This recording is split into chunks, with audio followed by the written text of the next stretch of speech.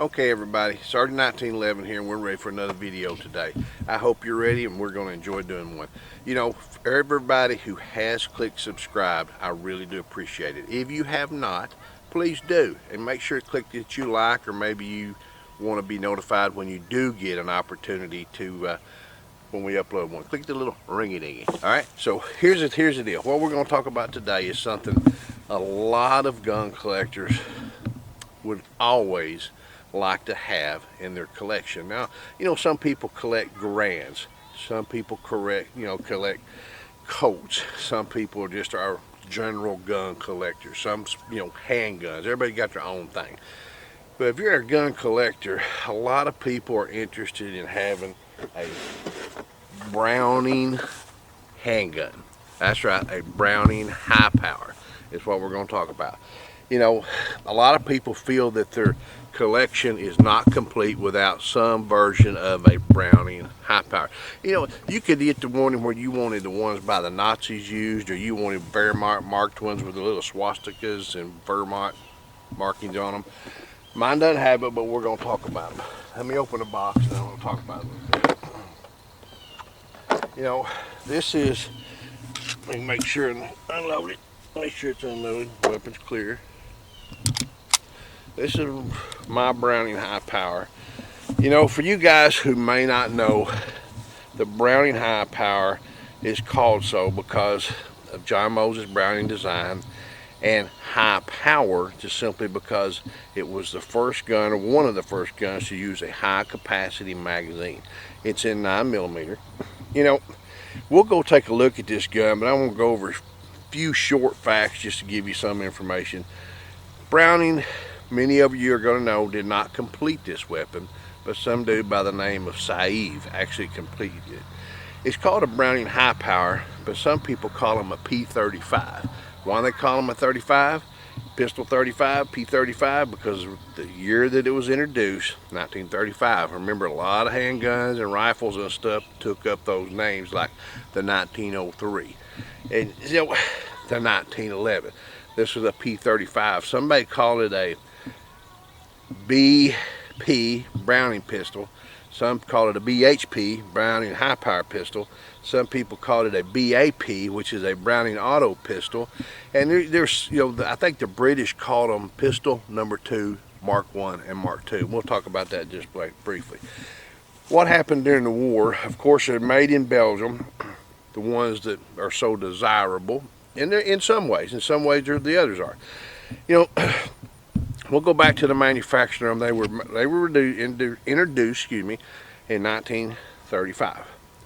Saeed wasn't able to completely finish the design of the pistol until after 1928, because Colts, their patent on the 1911 ran out in 1928. John Moses Browning died in 1926. So Saeed, by that alone, we know he copied many things from the 1911. And Saeed is given credit for completing it. But let's look at the pistol, and we're going to see some things. If you look at the back of this handgun, the angle on this thing is very much like a 1911. Look at the slide on this weapon. And I'm going to turn around the other way, and you'll really get able to see. Look at the slide on this weapon. Very much like a 1911. The whole gun is really similar. 1911. Look at the magazine release. 1911. Look at the slide lock. Right here. Like a 1911. Look at the safety. A lot like a 1911. This whole gun is a lot like a 1911. So, and it's really easily noticed that we copy that stuff because Saeed did it after the patent information ran out on the Colt 1911. Now, there's been a lot, well hell, most countries have used this weapon. You know, there's something like 93 different countries used this weapon. During World War II, both the Allied and Axis were using this handgun against each other. And what happened was, when the Germans invaded the Netherlands and Belgium up there, where these things were being made up in Belgium, the United States and the Allies take a bunch of equipment over to Canada. and they start making them over in Canada. So they're being made by both sides in both parts of the world. I think a company called John Ingalls or something like that over in Canada was making them, while the Germans were making them over in Belgium. So they're being made and fighting against each other. They're called many things. Like I said, the P-35, most of us know them as the Browning High Power, but the British had their Webley pistols, or the Smith & Wessons that we had loaned them, another video. When they started getting them, you know, they had them 303 rifles, Mark 1s, Mark 2, Mark 3, along with British tradition. This was called the Pistol II Mark 1. So they already had their pistol. They adopted this one and called it the Pistol II Mark 1. So everybody at some point was fighting each other with the same handgun many times. You know, they're nice handguns. This one's made in 70 something, I think. It's got the external extractor right here. It's got a nice set of sights. You know, there's one more thing that's critical, and then this is where I think John Moses Browning would have done a little bit better job having he been able to complete the pistol. You know, the 1911 handgun versus the 1911 A1 handgun. One of the major differences was the beaver tail. What happened? The beaver tail on the 1911 A1 was extended out here because what was happening? That hammer was biting the web of the troops' fingers right here. It would bite when they fired. Well, guess what happened?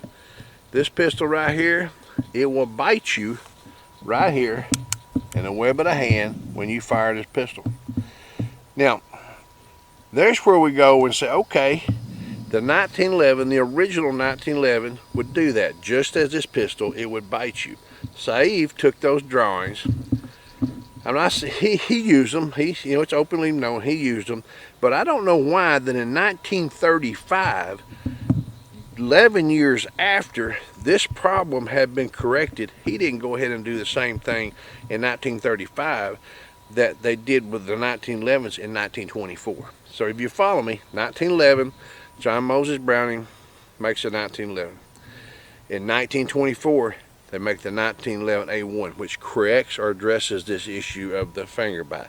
In 1935, years after that, they still come back and design another John Moses Browning design based on that original 1911 instead of the 1911 A1, making yet again a problem right here with the hand bite. So, you know, as far as a nice handgun, it's a nice all-around handgun. They quit making them about 2018, so they made them for many, many years. They're a nice handgun. They're used by people all over the world. Saddam Hussein, Gaddafi had a gold one. A lot of nations have them. They're everywhere.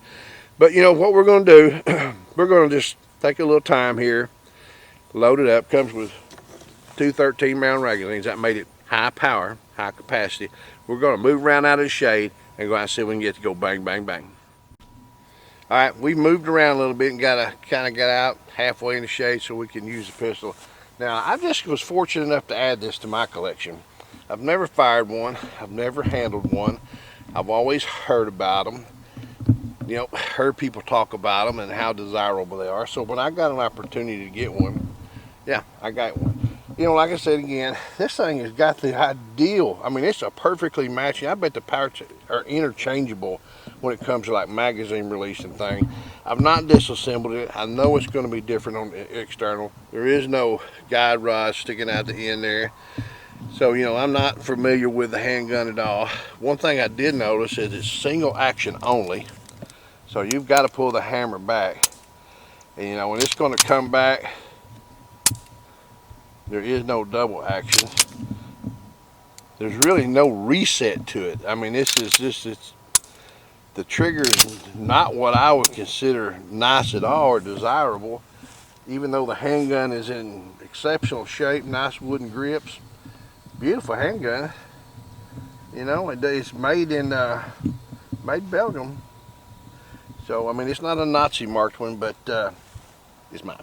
So anyway, here's what we're gonna do. We're gonna load it up and see if it runs. You know, let's see what happens.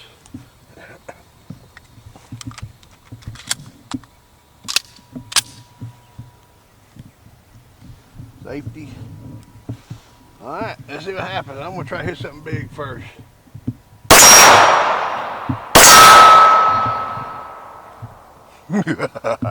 Booyah.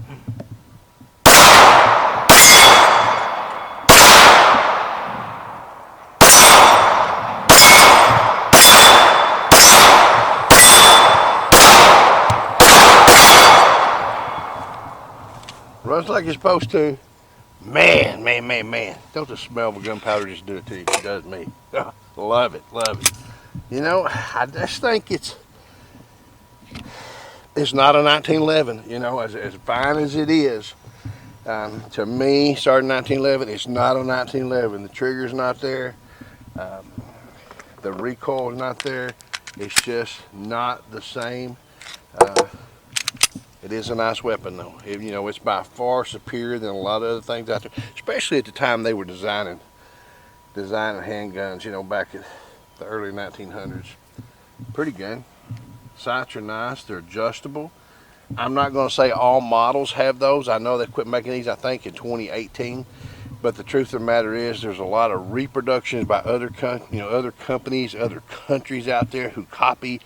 You know, it's just, they're so popular. They're like the 1911s. They're so popular that you just keep on reproducing, and different manufacturers copying, and they just do it. And like I said, let's remember, this thing has basically got its birth from the 1911s. So let's go ahead and shoot this other magazine.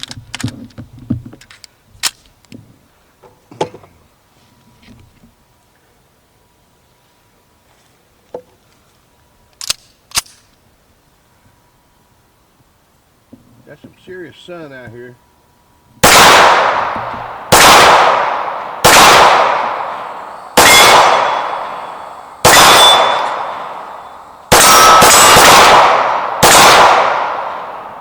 Oh, had a jam.